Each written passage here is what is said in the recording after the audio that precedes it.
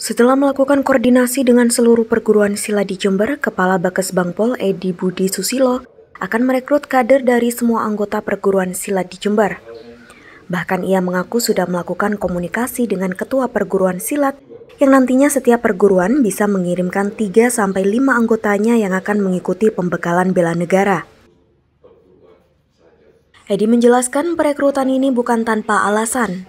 Seperti yang sudah ada di beberapa media, jika perguruan silat di Jember selalu berselisih, ini merupakan salah satu cara untuk memberikan bekal kepada kader jika apapun profesinya, kita tetap sama-sama orang Indonesia yang wajib menjaga satu sama lain. Selain itu, hal ini juga dapat meningkatkan rasa membela tanah air kepada kader muda tersebut.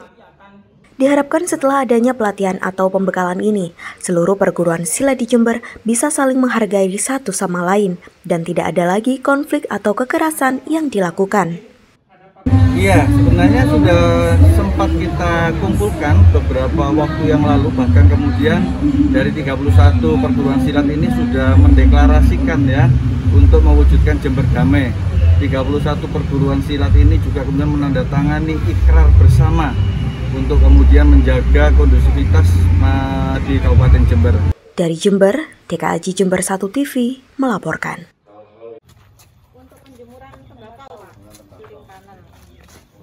Inilah kondisi tempat penjemuran tembakau yang diberikan di kelompok tani yang bernama Sinar Tani di Desa Sumber Pinang, Kecamatan Pakusari. Ketua Komisi B DPRD Jember Siswono yang melakukan sidak di tempat tersebut menemukan kejanggalan dari pengadaan ini. Karena pembayaran sudah 100% kepada rekanan, apalagi ini sudah memasuki awal tahun 2022 yang seharusnya pengerjaan rampung di Desember 2021. Saat melihat kondisi penjemuran itu, Siswono meyakini adanya pemaksaan dari dinas terkait agar serapan tinggi di akhir tahun yang akhirnya menyalahi prosedur. Oke, ini apalagi ada informasi ini sudah tuntas dibayar. Lah ini sudah aturan yang dilanggar Perpres ini, undang-undang ini sudah. Ya, semestinya hukum. Ada dugaan untuk menghindari denda atau? Ya, bisa dinas ini target serapan ya, bisa, atau ada upaya kong kali kong dengan pihak CV tanda kutip ya, agar terhindar daripada persoalan denda. Ada dua motif, ada dua unsur di sini. Yang satu dinas karena ingin besar serapannya digelontorkan tanpa syarat seperti ini. Yang kedua, ya ada kong kali kong dengan rekanan pihak dinas oknum dalam hal ini untuk menghindari terkait dengan persoalan denda yang semestinya berlaku berdasarkan Perpres itu. Sementara itu, Ketua Kelompok Tani Sinar Tani Fatima mengaku memang ada yang kurang dari bantuan tersebut. Salah satunya penutup berupa plastik dan mika. Fatima mengaku tidak mengetahui jika bantuan hanya berupa besi dan tidak ada penutup. Memang dari pihak yang membuat ini dikatakan sudah selesai gitu ya? Dari dinas itu sudah survei dulu. Iya, ini kurang tahu yang gini. Ya, tahunya sudah seperti ini.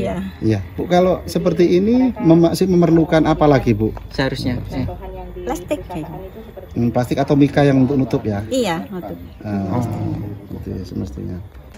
Guna mengetahui temuan saat sidak tersebut, DPRD akan memanggil Dinas Pertanian agar bisa menjelaskan terkait bantuan tersebut. Dari Jember, DKAJ Jember 1 TV melaporkan.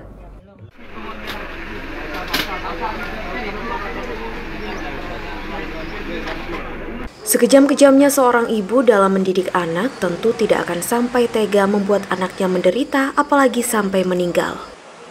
Namun di Sumber Baru Jember, seorang ibu muda berinisial IR usia 28 tahun diduga tega menganiaya anak perempuannya yang masih usia 7 tahun kelas 1 SD hingga meninggal dunia. Polisi yang mendapatkan laporan kejanggalan kematian korban langsung bertindak cepat dengan melakukan penyelidikan serta memeriksa beberapa saksi, termasuk tetangga dan guru korban. Hasilnya dugaan bahwa IR sebagai pelaku yang menyebabkan korban meninggal dikuatkan dengan pengakuan saksi bahwa pada tanggal 29 Oktober 2021 lalu, korban diketahui mengalami beberapa luka lebam di bagian tubuhnya. Kanit Reskrim Polsek Sumber Baru yang turun ke lokasi membenarkan bahwa ada dugaan korban meninggal akibat dianiaya. Dari hasil visum luar didapati ada luka memar di bagian tangan dan dada. Selanjutnya polisi mengamankan pelaku, berikut barang bukti berupa baju korban dan sapu lidi yang diduga dipakai untuk menganiaya korban. Jenazah korban dibawa ke Rumah Sakit Dr. Subandi untuk dilakukan otopsi. Selanjutnya kasus ini dilimpahkan ke Unit Perlindungan Perempuan dan Anak atau PPA Reskrim Polres Jember. Dia pelajar kelas 1 SD, Mas. Ya, karena di tangan dan kaki ada lebam-lebam.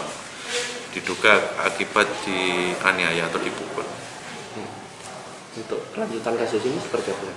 Untuk kelanjutan kasus ini, karena hubungannya anak dan perempuan, jadi kami limpahkan ke PPA Polres Jember. Sementara itu, Kasun Kerajaan Desa Jamintoro Sanusi mengungkapkan bahwa korban merupakan anak yatim pasca meninggalnya bapak korban tahun 2020 lalu. Sedangkan pelaku merupakan pribadi yang tertutup dan jarang bersosialisasi dengan tetangga. Pelaku dahulu sempat merantau di Arab Saudi. Pasca suaminya meninggal dunia, akhirnya pelaku pulang dan berdiam diri di rumah. Untuk pemenuhan kebutuhan sehari-hari, dirinya dibantu oleh ibu kandungnya yang berada di Surabaya. Kasun juga mengemukakan bahwa hasil otopsi jenazah korban ini ditemukan ada pembekuan darah di belakang kepala dan ulu hati. Tidak pernah keluar, dia selalu sehari-hari menutup pintu, ada di jalan. Tidak pernah jalan-jalan kemana-mana, tidak ada. Itu ya, tahu-tahu dia meninggal. Iya, keluhnya sakit apa, ya muntah-muntah katanya. Muntah-muntah, tahu-tahu dia sudah yang kemarin saya akan pergi ke Patra, ya mau diperiksa di sana, ya tahu ya hasilnya kena pukul kepalanya termasuk gegar otak, katanya dari kesehatan Jember. Dari sumber baru, Sugito Jember 1 TV melaporkan. Petugas pemadam kebakaran Jember mengevakuasi seekor ular kobra berbisa di pemukiman warga di Kelurahan Jember Lor, Kecamatan Patrang, Jember. Kemunculan ular berbisa ini ditemukan petugas di sebuah kandang burung peliharaan warga yang telah memakan sedikitnya 2 ekor burung di dalam kandang. Bahkan sebelum petugas pemadam kebakaran datang ke lokasi, ular kobra tersebut sudah memakan korban 3 orang. Akibat semburan ular kobra tersebut, korban dilarikan ke rumah sakit. Awalnya masuk ke kandang ayam, habis gitu kelihatan gerak-gerak, dikira air, dibuka kandangnya, akhirnya nyembur ke wajahnya. Berarti ada korban berarti, Mas? Ada korban 3 orang, kena sembur matanya semua, terus dilarikan ke rumah sakit. Untuk penanganannya kita memanggil damkar. Sementara itu, petugas pemadam kebakaran berhasil mengamankan 1 ekor ular kobra dengan panjang sekitar 150 cm dan langsung dievakuasi ke kantor pemadam kebakaran. Kita evakuasi ular, ternyata di kandang burung itu ada seekor ular kobra yang sudah makan korban 3 orang. 1 pemilik rumah sama saudaranya, satunya tetangganya. Itu sebelum damkar datang mengevakuasi sudah ditangani dulu. Akhirnya 3-tiganya kena sembur, wajahnya kena mata. 3 korban yang tersembur ular itu sekarang gimana, Pak? Sekarang 3 korban ada di Rumah Sakit Dr. Sugandi. Dari Jember, Yudisadi Jember 1 TV melaporkan. Pengasapan atau fogging ini untuk memberantas penyebaran penyakit yang ditularkan oleh nyamuk Aedes aegypti yang selalu bersarang di tempat kotor serta genangan air. Pengendalian tersebut untuk mencegah penyebaran yang semakin luas di masyarakat, khususnya radius 100 meter dari rumah warga yang terjangkit. Apalagi kini curah hujan di Jember masih cukup tinggi, warga dituntut lebih waspada.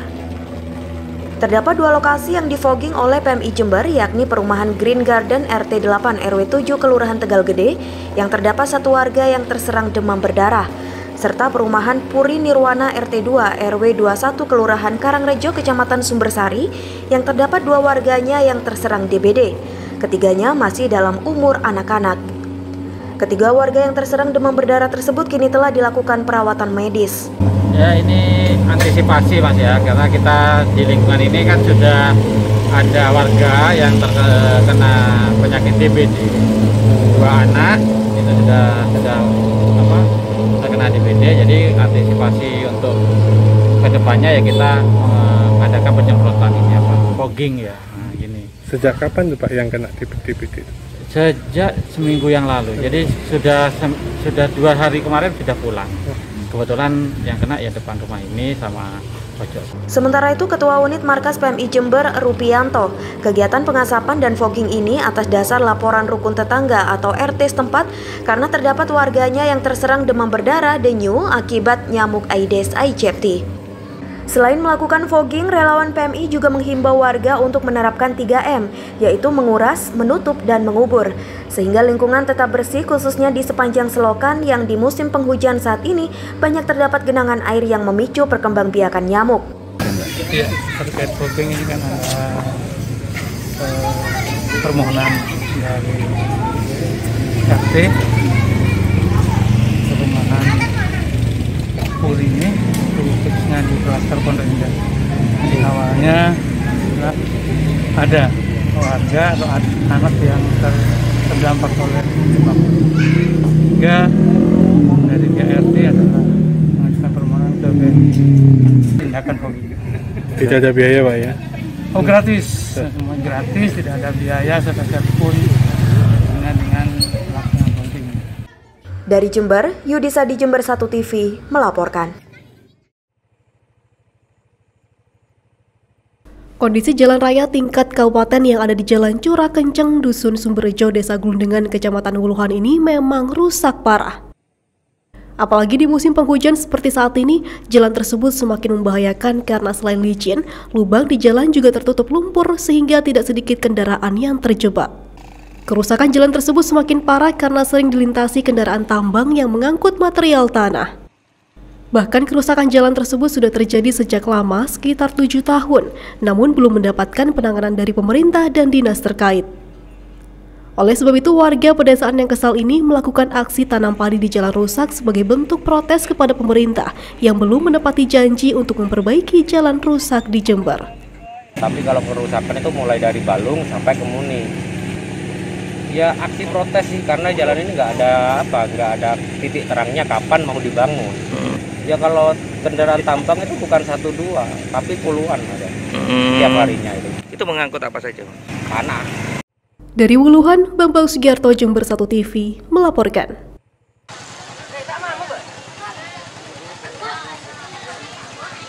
Hingga awal tahun 2022, kolam renang di Desa Patemon, Kecamatan Tangkul ini masih sepi karena tidak beroperasi selama sekitar 2 tahun sejak meluasnya pandemi COVID-19. Padahal tempat wisata di kecamatan lain sudah sangat ramai pengunjung. Saat ini kondisi pemandian bersejarah sejak zaman kerajaan tersebut menjadi kotor dan rusak. Pengunjung pun tampak kecewa karena datang dari jauh, namun saat sampai di Patemon ternyata destinasi wisata tersebut tidak beroperasi. Kalau saya ini kecewa ini, udah pemberitahuan kan tidak ada tutup. Pengunjung banyak tadi. Tapi pengunjung kan banyak, kecewa semua. Karena tidak ada pemberitahuan tadi. Pak, menurut informasi ini sudah 2 tahun, Pak. Iya. Menariknya pemandian Patemon ini menurut Bapak bagaimana, Pak? Apa yang menarik, Pak? Ya, hawanya itu sejuk, memang apik lah, bagus. Pemandangannya itu bagus. Warung pedagang kaki lima yang berada di area pemandian juga banyak yang rusak tidak terurus. Menurut Agus Haryadi, salah satu warga setempat yang menggantungkan hidupnya dari hasil perlengkapan renang atau persewaan ban, sekitar 50-60 orang menggantungkan hidupnya di sekitar pemandian tersebut, termasuk tukang parkir, penjual gorengan, dan lain-lain. Namun sejak ditutupnya wisata Patemon, nasib mereka menjadi tidak karuan. Untuk menyambung hidup, banyak yang terpaksa ngutang dengan harapan bisa membayar saat sudah bisa berjualan lagi di Patemon.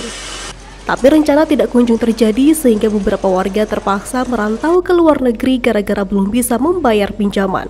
Sekitar pemandian ini ada 50-60 orang, Pak. Yang menggantungkan hidup di pemandian ini. Okay. Saya dengar katanya sampai menjual perabot dapur, apa betul Mas Agus? Ya betul, sangat betul. Okay. Katanya ada yang bercerai juga, apa benar Mas Agus? Ada Pak, ada sampai ke luar negeri istrinya. Kadang-kadang sampai bercerai, punya anak 1-2 bercerai. Gara-gara ditutupnya pemandian Patemon. Adalah Nurul, pedagang gorengan, juga sangat menyesalkan tempat wisata tersebut. Padahal sudah bertahun-tahun mengais rezeki di Patemon. Sudah lama, mulai di dalam. Kumpulnya tutup, pindah ke depan. Apa alasannya tutup katanya, Bu? Kenapa? Alasannya tutup kenapa? Nggak tahu ya Pak, katanya corona. Terus mulai rame, ada pengunjung, kapan ini? Kalau hari-hari libur ya rame, dikira buka di sini, tiba-tiba zong. Terus kalau rame Bu, penghasilannya dapat berapa ini Bu? Kalau rame tuh penghasilannya dapat 500, 400, hari-hari paling biasa. sepi? Kalau sepi ya 250. Ya semoga cepat dibuka aja ini pemandian ini. Arismanto, Kades Baru Patemon berharap kepada Bupati Jember Hendy Siswanto bisa mengetahui kesulitan hidup yang dihadapi warga Patemon. Karena dengan ditutupnya tempat wisata Patemon, sangat banyak warga setempat yang jadi pengangguran. Harapan saya ingin dibuka kembali, soalnya perekonomian rakyat kayak pedagang kecil itu sekarang nganggur.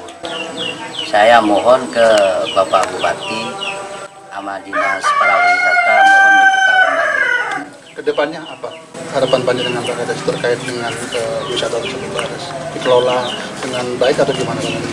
Saya berharap dikelola dengan baik sama masyarakat setempat biar ada kebersihan, kayak di jalan apa kan kotor sekarang. Dari Tanggul, Sugito, Jember 1 TV melaporkan. Meninggal dan seterusnya, mengingat dan seterusnya. Pemberhentian secara tidak hormat dirilis Bupati Jumat siang di Pendopo Wahya Wibawa Graha. Sebelumnya kasus pelantikan Bagus Wantoro mencuat dibicarakan masyarakat karena statusnya yang terpidana namun masih dilantik dan menjabat jabatan fungsional di Dinas Pemuda dan Olahraga Kabupaten Jember. Dari data Pemkab Jember, Bagus Wantoro merupakan terpidana kasus korupsi dana alokasi khusus atau DAK tahun 2015 saat masih menjabat kasih di Dinas Pendidikan. Kasusnya kini telah inkrah namun masih belum dilakukan eksekusi oleh aparat hukum. Dengan keputusan dari Mahkamah Agung tersebut telah inkrah dan demi menegakkan birokrasi Jember bebas korupsi, Bupati akhirnya mengeluarkan surat keputusan pertanggal 6 Januari 2022 tentang pemberhentian secara tidak hormat kepada Bagus Wantoro. Kini proses selanjutnya Bupati menyerahkan sepenuhnya kepada aparat hukum. Pada hari Kamis kemarin, tanggal 6 Januari 2022, saya telah menerbitkan surat keputusan Bupati Jember untuk melakukan pemberhentian dengan tidak hormat terhadap Saudara Insinyur Bagus Wantoro MM. Yang berkenaan dengan Saudara Insinyur Bagus MM ini berdasarkan putusan Mahkamah Agung tingkat kasasi nomor 1406K/Sus/2015 yang telah diputus pada tanggal 2 Mei 2016. Insinyur Bagus Wantoro MM telah dinyatakan secara sah dan meyakinkan bersalah melakukan tindak pidana korupsi. Berdasarkan keputusan pemberhentian tidak dengan hormat dan keputusan kasasi dari Mahkamah Agung yang sudah berkekuatan hukum tetap atau inkrah, ini seluruh aspek dan kewajiban yang timbul sebagai konsekuensi hukum sepenuhnya menjadi tanggung jawab Saudara Insinyur Bagus Wantoro MM. Dari Jember, Yudisa di Jember 1 TV.